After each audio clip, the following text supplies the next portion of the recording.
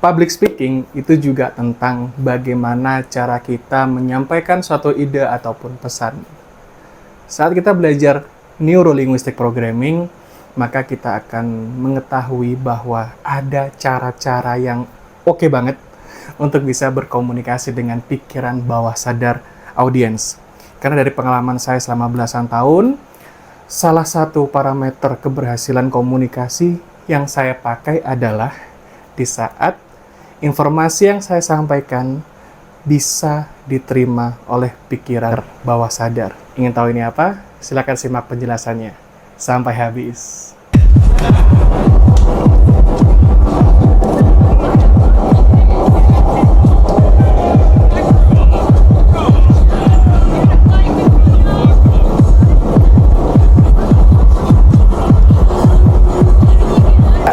Assalamualaikum warahmatullahi wabarakatuh. Jumpa lagi dengan saya Idrus Putra, dan senang sekali teman-teman bisa terus menyimak materi-materi yang saya bagikan ya. Mudah-mudahan apa yang saya sampaikan ini bisa menjadi manfaat untuk teman-teman semua. Oke. Seperti yang saya sampaikan tadi, bahwa saya akan sharing tentang special anchor. Sebelum kita masuk ke special anchor, kita bahas hal yang mendasar dulu teman-teman ya, tentang anchor atau anchoring. Ketika kita berpapasan dengan orang, ya, terus secara tidak sengaja kita mencium aroma parfum yang dipakai orang tersebut. Kita bisa seperti ke recall, ke trigger, ini parfum ini deh kayaknya. Oh, ini parfum ini kayak yang dipakai si ini deh. Nah, itu adalah bentuk anchor yang sehari-hari kita alami. Karena memang anchor ini terbentuk secara alamiah. Begitu juga dengan orang yang punya fobia. Fobia itu adalah bentuk lain dari anchor, di mana kita tuh masih ingat betul ya, sehingga suatu kejadian, suatu objek itu menjadi trigger untuk memunculkan suatu sensasi, perasaan, dan juga membangkitkan pengalaman di masa lalu. Nah, anchor tuh kayak gitu itu. Nah, dalam dunia public speaking, ini juga bisa kita terapkan, teman-teman.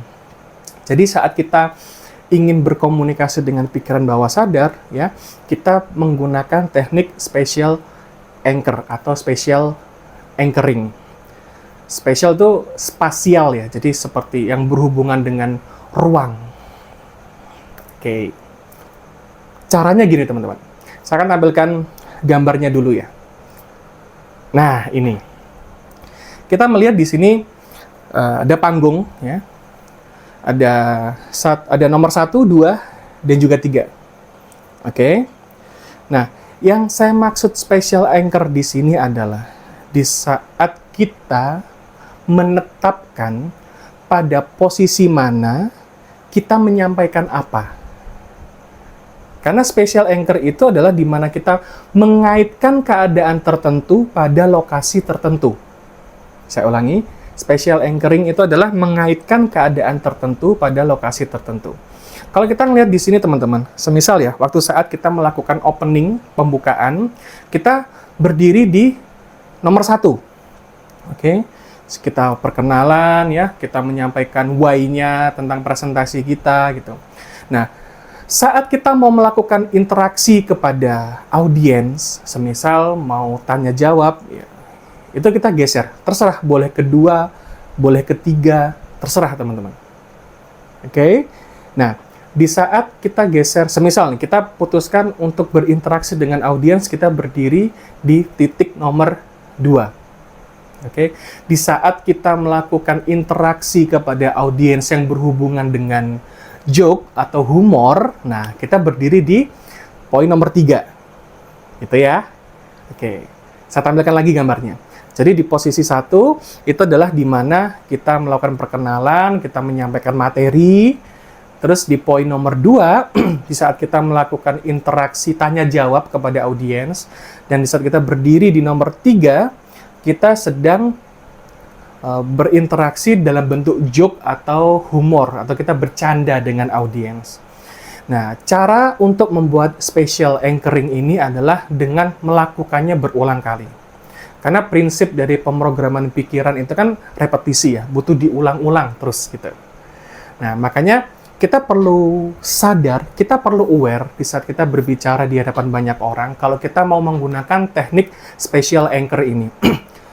Di titik tengah, kita menyampaikan materi mungkin dengan serius, fokus gitu ya.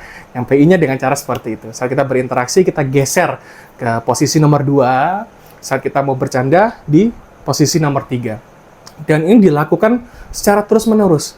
Dari posisi 1, 2, 3, 1, 2, 3. Yang menarik nanti adalah di saat teman-teman nanti bergerak ke nomor 2, bawah sadar mereka tuh akan tahu bahwa, oh, habis ini akan ada interaksi, tanya jawab. Begitu juga ketika teman-teman melangkah di titik poin nomor 3. Jadi bawah sadar audiens udah kita siapkan, oh, habis ini ada humor. Gitu. Jadi ini adalah sebuah pemrograman pikiran yang kita lakukan secara sengaja untuk audiens. Kenapa ini penting untuk dilakukan, teman-teman? Ya, memang sih salah satu hal yang kita harapkan adalah saat kita berbicara di depan banyak orang, ya, materi yang kita sampaikan tuh bisa ngena, bisa diterima, bisa diinget, bisa dipraktekin, nancep. Ya. Ini adalah strategi kita berkomunikasi dengan pikiran bawah sadarnya audiens. Jadi, special anchoring ini memang perlu dilakukan berulang-ulang kali. Katakanlah semisal ya teman-teman, dalam waktu presentasi 1 jam gitu ya, kita buat tuh urutannya, oke, saat perkenalan dan menyampaikan materi, saat di titik poin nomor 1 selama sekian menit. Saat saya berinteraksi dengan audiens untuk tanya jawab, di titik nomor 2, saya melakukannya selama sekian menit. Terus balik lagi ke sini, terus saat mau berinteraksi dengan audiens berupa humor, guyonan, atau mungkin bercerita yang lucu, atau mungkin melakukan ice breaking, nah itu kita perlu aware, kita perlu sadar kita mau pasang di mana tuh special anchor-nya. Oke? Jadi sangat sederhana, tapi ini impactful, teman-teman. Sehingga teman-teman audiens, peserta, itu tahu, karena sudah kita edukasi. Oke, ketika di sini berarti nanti si speaker ini, si pembicara ini mau ngelakuin ini. Kita udah siapin pikiran bawah sadar mereka. Dan ini memang sangat jarang dibahas di kelas-kelas public speaking, terutama mungkin teman-teman yang belum belajar tentang NLP. Nah, makanya NLP ini, Neuro Linguistic Programming, menjadi sebuah pengetahuan yang sifatnya itu melengkapi. Ya, banyak tools, banyak alat, banyak teknik, banyak jurus yang bisa kita terapkan, terutama yang berhubungan dengan komunikasi. Nah, dalam konteks kali ini, bagaimana kita menerapkan teknik di dalam NLP yang bernama Special Anchoring untuk public speaking, biar yang kita sampaikan tuh bisa lebih ngena ke pikiran bawah sadar audiens. Oke? Nah, kalau ada yang mau ditanyain, mau didiskusiin terkait dengan special anchoring ini, silakan komen di bawah, teman-teman, ya. Kalau semisal mendapatkan manfaat dari apa yang saya sampaikan, dari materi ini, dari konten ini, silakan disebarin ke teman-teman yang lainnya juga. Siapa tahu masih ada teman yang punya kendala, hambatan, atau tantangan ketika melakukan presentasi atau public speaking, maka harapannya konten ini bisa ngebantu mereka juga. Dan kalau belum subscribe, silakan subscribe sekarang. Nah, jadi ini yang bisa saya sampaikan, mudah-mudahan bisa menjadi manfaat buat teman-teman semuanya.